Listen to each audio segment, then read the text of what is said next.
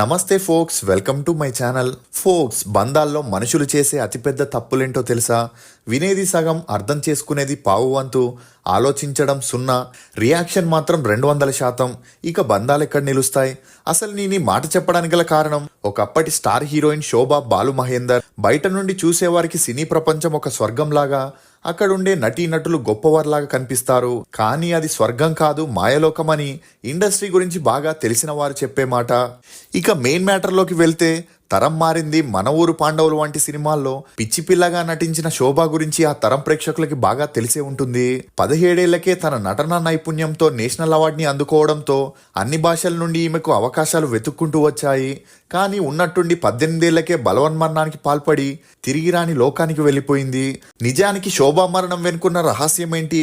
శోభా భర్త ఈమె తల్లితో అక్రమ సంబంధం పెట్టుకున్నాడా? శోభ రహస్యంగా పెళ్లెందుకు చేసుకుంది? డబ్బు కోసమే తల్లి కూతుర్ని సినిమాల్లోకి పంపించిందా అనే నమ్మలేని నిజాన్ని ఈ వీడియోలో చెప్పడానికి నేను ప్రయత్నిస్తాను. మీరు మాత్రం ఈ వీడియోని పూర్తిగా చూడండి.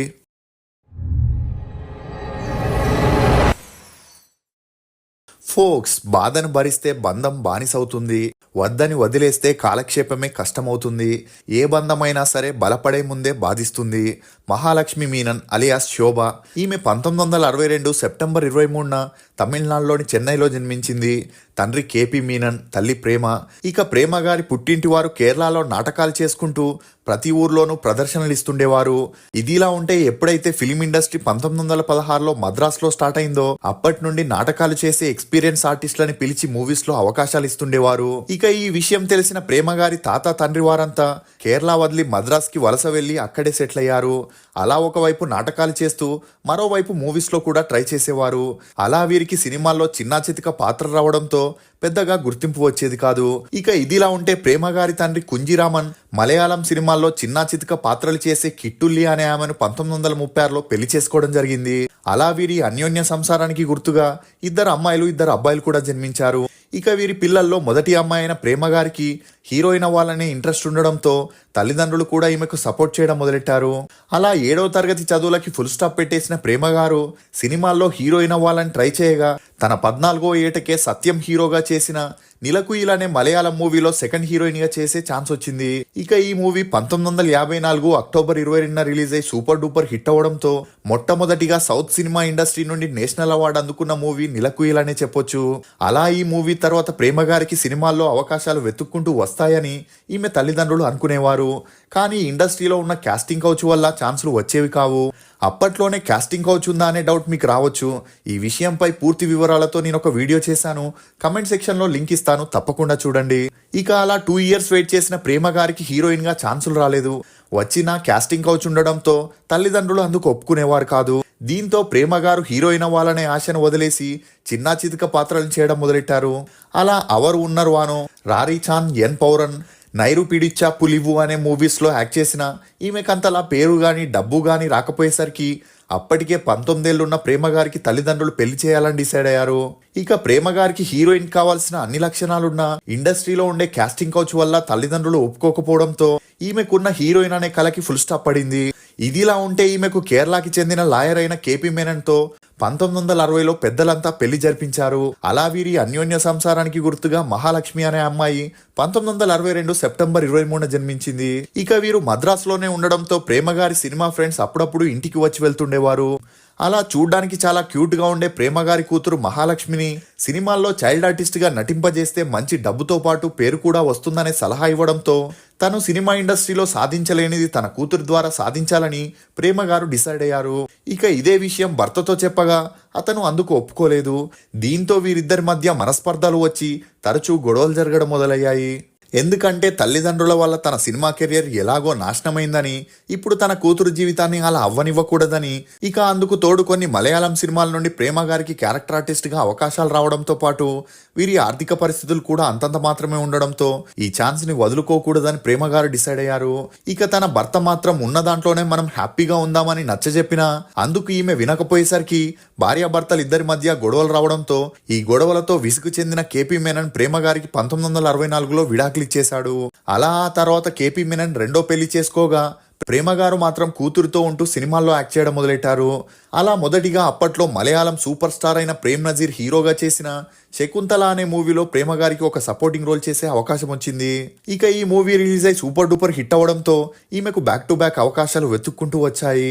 అంతేకాకుండా ఈమెకు హీరో ప్రేమ్ నజీర్ తో పెరిగిన మంచి సన్నిహిత్యం కారణంగా జీవనయాత్ర అనే మూవీలో ఈమె కూతురైన మహాలక్ష్మికి చైల్డ్ ఆర్టిస్ట్ గా ఛాన్స్ ఇవ్వడం జరిగింది. అలా 1965 సెప్టెంబర్ 2న జీవనయాత్ర మూవీతో బేబీ మహాలక్ష్మి తన సినీ అరంగేట్రం చేసింది. ఇక ఈ మూవీ రిలీజ్ అయి హిట్ అవ్వడంతో మహాలక్ష్మికి బ్యాక్ టు బ్యాక్ అవకాశాలు వెతుక్కుంటూ వచ్చాయి. ముఖ్యంగా ప్రేమ్ నజీర్ తోనే పెనమక్కల్, ఒల్లత్తుమలై, ఉద్యోగస్థ, పరిష కాదలని 15 సినిమాల వరకు చైల్డ్ ఆర్టిస్ట్ గా నటించడం జరిగింది. ఇక ఇదిలా ఉంటే తమిళ డైరెక్టర్ అయిన కె బాలచందర్ గారు నాన్నలనే మూవీలో బేబీ మహాలక్ష్మిగా ఉన్న ఈమె పేరుని శోభాగా మార్చడం జరిగింది. దీంతో అప్పటి నుండి శోభగానే ఈమె పాపులర్ అయింది. అంతేకాకుండా అప్పట్లో చైల్డ్ ఆర్టిస్ట్ గా ఈమె హైయెస్ట్ రెమ్యూనరేషన్ తీసుకోవడంతో ప్రేమ గారు బాగా డబ్బు సంపాదించారు. ఇక ఇదిలా ఉంటే కూతురికి చైల్డ్ ఆర్టిస్ట్ గా వచ్చిన పేరుతో త్వరగా హీరోయిన్ ని చేయాలని, తను సాధించలేనిది తన కూతురుతో చేపించాలని చిన్నప్పుడే శోభకి హార్మోన్ ఇంజెక్షన్స్ ని వేపించడం మొదలెట్టింది. అంతేకాకుండా స్కూల్ కి పంపిస్తే షూటింగ్స్ మిస్ అవుతాయని స్కూల్ కి కూడా పంపించేది కాదు. ఇక సినిమాల్లో డైలాగ్స్ ని చదవడానికి కావలసిన నాలెడ్జ్ కోసం ఒక ట్యూటర్ ని పెట్టి నేర్పించడం జరిగింది.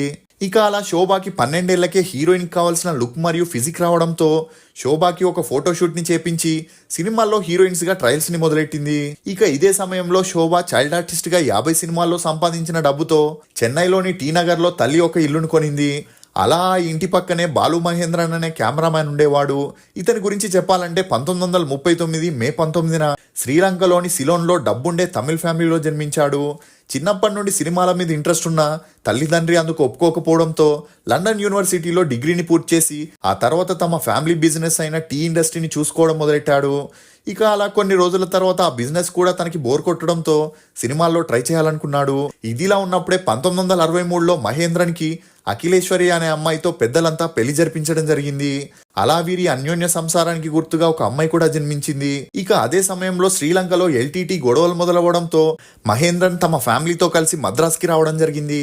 అలా 1966లో పూణేలోని ఫిలిం ఇన్స్టిట్యూట్లో సినిమాటోగ్రాఫర్ కోర్సులో చేరి 1969లో ఆ ఇన్స్టిట్యూట్ నుండి గోల్డ్ మెడల్ని అందుకున్నాడు.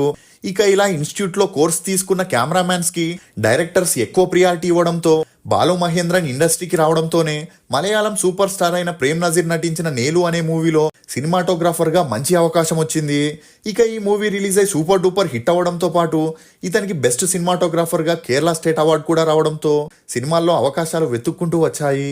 అలా ఇతను 1971 నుండి 1976 వరకు కెమెరామ్యాన్ గా 20 సినిమాల వరకు చేశాడు. ఇక అలా తెలుగులో అభిమానవంతులు, అనురాగాలు, అమెరికా అమ్మాయి, శంకరాభరణం అనే మూవీస్ చేస్తూ తెలుగు సౌత్ ఇండస్ట్రీలోనే టాప్ కెమెరామెన్ గా బిజీగా ఉండేవాడు. ఇక ఇదిలా ఉంటే బాలు మహేంద్రన్కి ఇంటి పక్కనే ఉన్న ప్రేమ గారితో మంచి పరిచయం ఏర్పడింది. అలా భర్తని వదిలేసి ఒంటరిగా ఉంటున్న ప్రేమ గారికి తోడుగా ఉండాలని బాలు మహేంద్రన్ అనుకునేవాడు. అలా ఈమెను ఇంప్రెస్ చేయాలని ప్రేమ గారి కూతురైన 13 ఏళ్ల శోభకి తను డైరెక్టర్ గా తీయబోయే మొదటి మూవీలో హీరోయిన్ గా ఛాన్స్ ఇవ్వడం జరిగింది. అంతేకాకుండా ప్రేమ గారితో బాలు మహేంద్రన్ మాట్లాడుతూ, శోభ నా కూతురు లాంటిది, ఇకపైన ఆమె గురించి మీరు ఆలోచించకండి, నేను ఆమె బాధ్యతలన్నీ తీసుకుంటాను, తనకి సినిమాల్లో ఏ ప్రాబ్లం కలగకుండా నేను ఛాన్సులు ఇప్పిస్తానని చెప్పడంతో బాలు మహేంద్రన్ మీద ప్రేమ గారికి నమ్మకం ఏర్పడింది. ఇక ఇదిలా ఉంటే శోభ హీరోయిన్ గా, కమల్ హాసన్ హీరోగా, బాలు మహేంద్రన్ డైరెక్టర్ గా, కెమెరామ్యాన్ గా కన్నడలో కోకిల అనే మూవీని ప్లాన్ చేశాడు. అలా ఈ మూవీ రిలీజ్ అయి సూపర్ డూపర్ హిట్ అవడంతో పాటు బాలు మహేంద్రన్ కి కెమెరామ్యాన్ గా నేషనల్ అవార్డు కూడా వచ్చింది.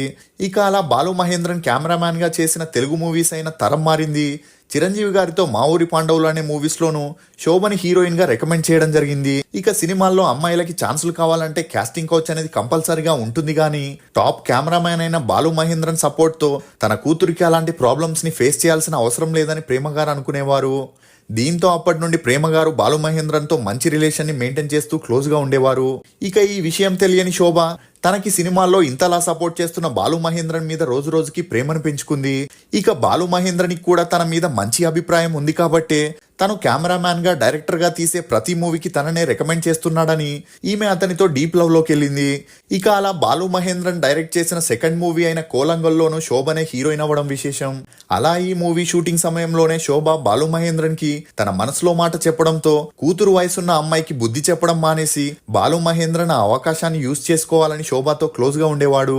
ఎంతవరకు అంటే అవుట్డోర్ షూట్ కి వెళ్లేటప్పుడు ప్రేమ గారిని ఇంటి దగ్గరే ఉండమని, శోభ బాధ్యతలన్నీ తను చూసుకుంటానని చెప్పి షూటింగ్ లొకేషన్ లో వీరిద్దరూ ఒకే రూమ్ లో ఉండేవారు.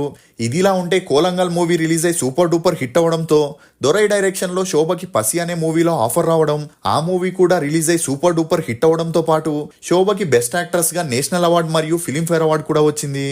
ఇక ఇదే సమయంలో శోభ మరియు మహేంద్రన్ క్లోజ్ గా ఉండడం గమనించిన ప్రేమ గారు శోభని హెచ్చరిస్తూ, నీకు మంచి కెరియర్ ఉంది, ఆల్రెడీ పెళ్ళై పిల్లలున్న అతనితో నువ్వు ఇలా ఉండి నీ కెరియర్ ని పాడు చేసుకోకూడదని నచ్చజెప్పగా, చిన్నప్పటి నుండి కాస్త సున్నిత మనస్తత్వం కలిగిన శోభ ఈమె మాటల్ని వినకుండా ఎక్కడ తనని బాలు మహేంద్రన్ నుండి విడదీస్తుందో అని భయపడింది.